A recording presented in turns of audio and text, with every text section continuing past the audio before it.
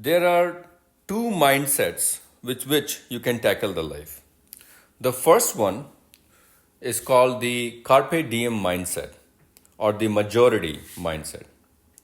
This is the mindset in which you feel a sense to do something in the moment because the moment will pass away. Your youth will pass away.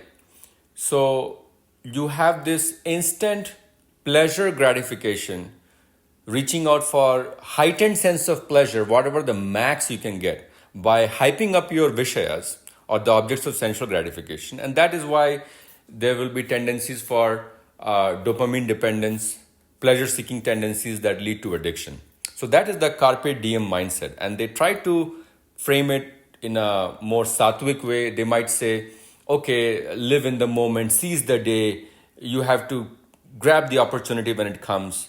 But how it kind of deviates into is this pleasure seeking tendency, because the end result after a few seconds matters more than the means to get there. So that is the Carpe Diem mindset, the majority mindset.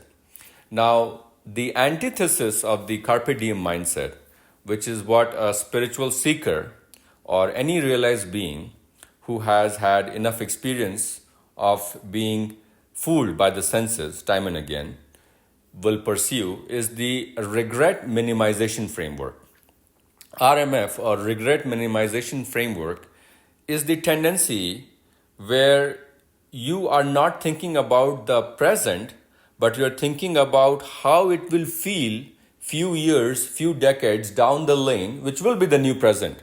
So present itself is a moving target. So by focusing themselves on the future, they are kind of building the present sense that is going to be more rewarding.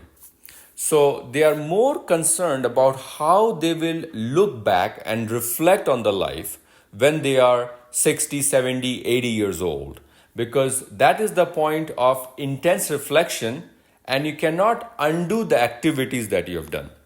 So in regret minimization, you always have this self-control that kind of guides your hand to being a higher, better version of yourself than you would have been if you pursued the Carpe Diem pathway. So in regret minimization, you work in sense of first principles and then kind of project and extrapolate it to the end of life. So how would you have looked back at life if you were a kid? So in that mindset, you are going to be peaceful, because I have talked about this time and again that pleasure is not the end goal of life. Constant, sustainable peace is the end goal of life, because that is what is going to bring you long-term sustained happiness. The interrupted excitement will lead to devastating depression, and hence the Carpe Diem pathway will fail long-term. And whenever you look back at life, because you are sentient being, the sapiens in the Homo sapiens has the ability to reflect and ruminate and hence drive analytical conclusions.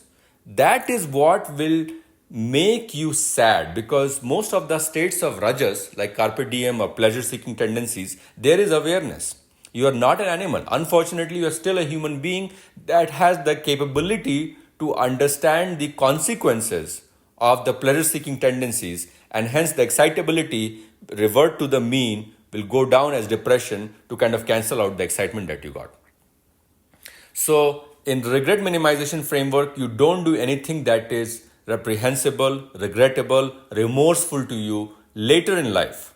So the moment that you live, you are always trying to create something, because creativity is a great way of identifying with the greater good, with Brahma, if you will, the Sattva.